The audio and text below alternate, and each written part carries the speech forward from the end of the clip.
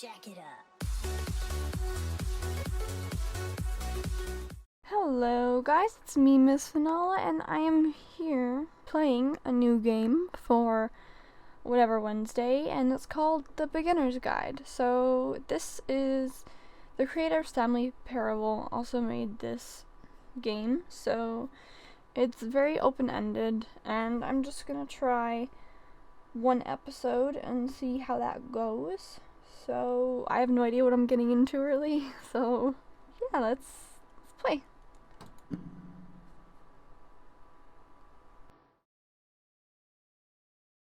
Yep, audio's on. Okay. Self-explanatory. Controls. Mouse and WASD. Hi there. Thank you very much for playing The Beginner's Guide. My name is Davey Reedon. I wrote The Stanley Parable, As I and said. while that game tells a pretty absurd story, today I'm going to tell you about a series of events that happened between 2008 and 2011. We're going to look at the games made by a friend of mine named Coda. Now, these games mean a lot to me. I met Coda in early 2009 at a time when I was really struggling with some personal stuff, and his work pointed me in a very powerful direction. I found it to be a good reference point for the kinds of creative works that I wanted to make. So just to start you off, this is, I think, the first game he ever made. It's a level for Counter-Strike. You can walk around here, by the way. And mostly it's just Coda learning the basics of building a 3D environment. But what I like is that even though he starts from the simple aesthetic of a desert town, he then scatters these colorful abstract blobs and impossible floating crates around the level. And of course, it destroys the illusion that this actually is a desert town, and instead this level becomes a kind of calling card from its creator. It's like a reminder that this video game was constructed by a real person. And it kind of makes you wonder, what was going through his head as he was building this? This is what I like about all of Coda's games. I mean, not that they're all fascinating as games, but that they are all going to give us access to their creator. I want us to see past the games themselves. I want to get to know who this human being really is. And that's exactly what we're going to do here. Okay. So, it's 2008, Coda starts making these games, and he never releases any of them. He doesn't put them onto the internet, he just makes them and then immediately abandons them, and they sit on his computer forever.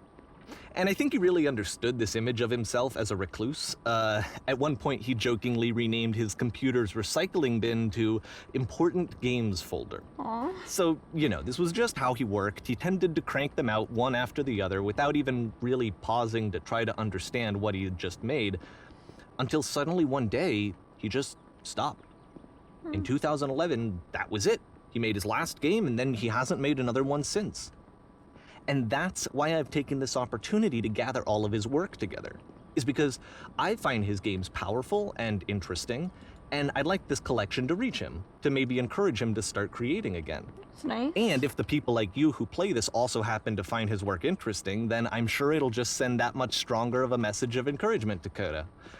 So thanks for joining me on this. If you have a particular interpretation that I haven't mentioned here, or if you just need to get in touch, you can email me at daveywreden@gmail.com.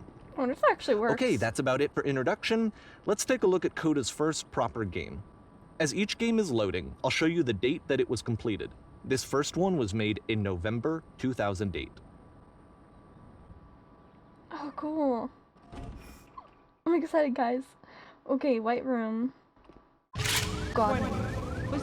Oh. Shit.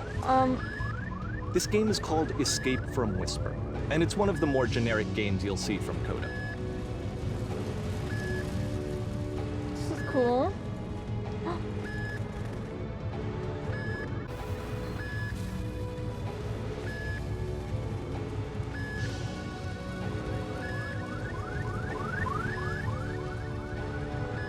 Can't run. Which door? Security hall breached. Hostile alien life form inbound. Shit. We got some aliens in here. It kinda looks like this game was abandoned mid-development. For instance, you have this gun, which you'd think would indicate that there are supposed to be monsters or enemies somewhere, but then clearly there are no enemies anywhere. You can't even reload the gun when you run out of bullets. But ultimately we don't really know. Maybe Coda thought that actually it was complete the way that it is. And I think that we should talk about his games for what they are, rather than for what they're not. Fair Enemy enough. force neutralized. Begin ship I love how you can see the bottom of the universe from this room. That's pretty funny. I like that too. Why is there 3 dots here? Kinda looks like a face.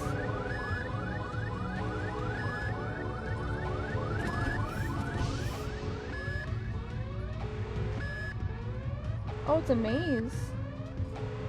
Apparently this space station has a labyrinth on it. Sure, I don't know. There's really no reason for it that I've ever been able to discern, so in the interest of time, I'm just gonna skip you on past it. Okay. Oh, I kinda wanted to Okay, this try is the it. part that's interesting.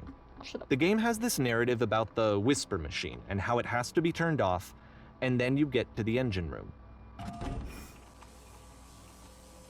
Hey, you there, in the engine room. You could save us all. That beam is powering the whisper machine. We could disrupt it by introducing a great enough heat signature. Sorry guys, hold on, I'm just gonna turn this down a little bit. If your body could stop the beam. You want me to throw It's my... so much to ask, but for all of our lives, would you do it? Could you give yourself? Yeah. If you want, I'll throw my body up in there. Let me pause here for a second. What you just experienced, stepping into the beam and then dying, is probably what Coda had initially intended when he was developing this level. But when he first compiles and plays it, something goes wrong. There's a bug somewhere. And this is what happens instead.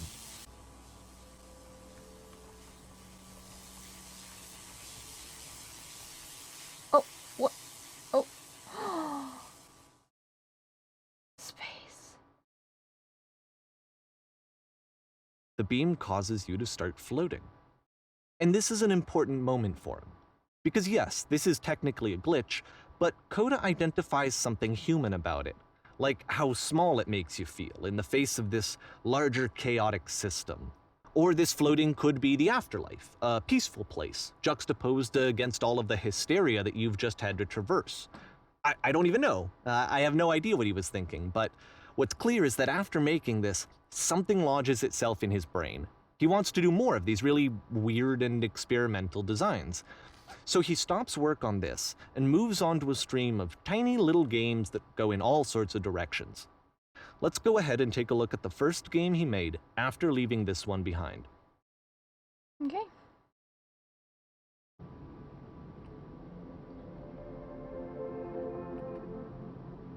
Pretty music.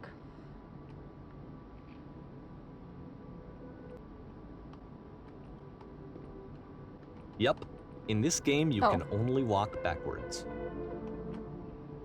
Oh, I get it. The past is behind her. Okay.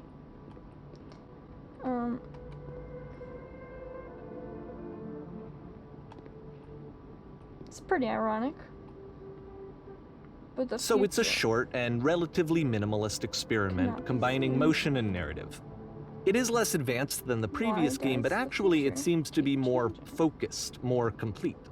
Coda's trying to give it a unique voice rather than simply basing it on a pre-existing trope.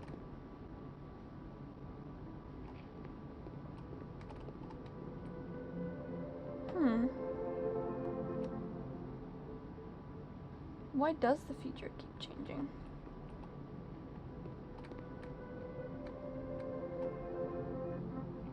It becomes clearer when she stops and looks.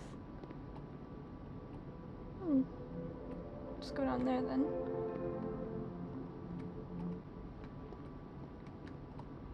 But the future is always behind her. How will she find the strength to comfort? It's a short little thought, it says what it Confront wants to them. say, and then it ends. Didn't need anything more than that. I like it. Which to me is why it works, because it gets out quick. Okay, next one. This reminds me of some Slenderman stuff. I don't like it. You are now entering.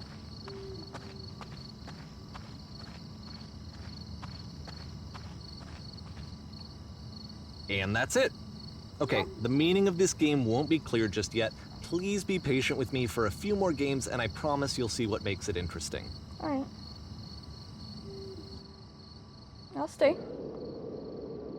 Oftentimes, Coda would put bizarre titles like this one at the start of his games. Well, I see why. I wish I'd known him at the time that he was making these early games. He would really only talk to me about his work as he was making it. Once he stopped work on a game, like, that was it. It was dead to him. And I don't agree with that at all, but what are you gonna do? Yeah, I can't do much. Once you've been slowed to an absolute crawl, the door at the top of the stairs opens. Yeah. So why, if Coda's not showing these games to anyone, why bother opening the door at all? That's very true. Well, to show you, I'm modifying the game here so that when you press enter, it'll bring you back up to full speed so you can enter the door for yourself. Oh, nice. Oh.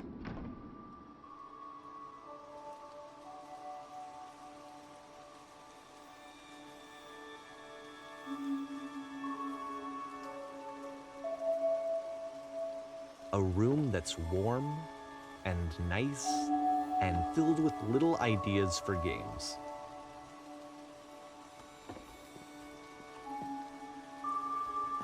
This is very nice. Coda would often tell me that he didn't mind if people thought of him as cold or distant. He said that he knew that he was actually a vibrant and compassionate person, but that it takes time to really see that. It can be a very slow climb to get there. Like the year game.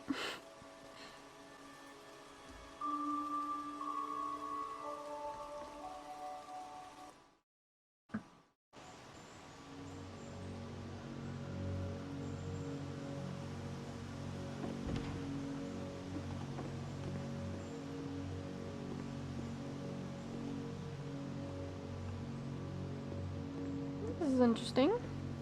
Ready, set, fish. But I'm not actually fishing, am I? Well, this is new for Coda. It's an actual puzzle. Go ahead and see if you can solve it. Spooky.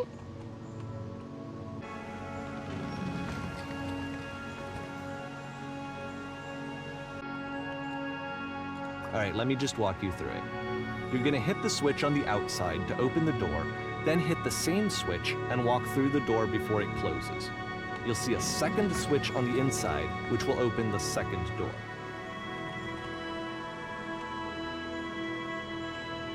Oh. Don't forget that solution, because we're going to see this puzzle again soon. There's 3 dots. We're gonna see it a lot. There's 3 dots again.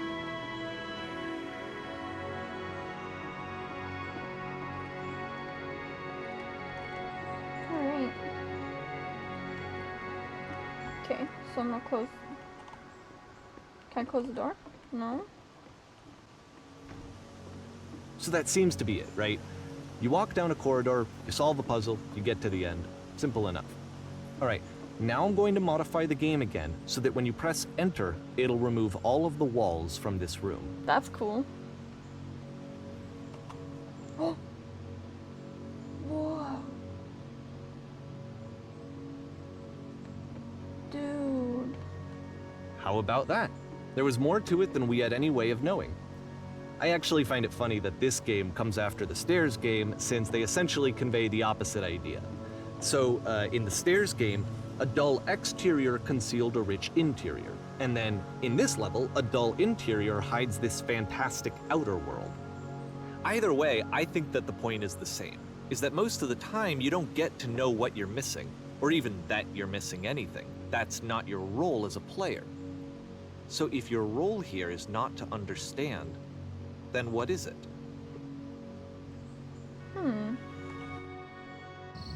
Well, we are gonna find out in next episode, because I'm running out of time. So I will talk to you guys later, and I hope you like this so far.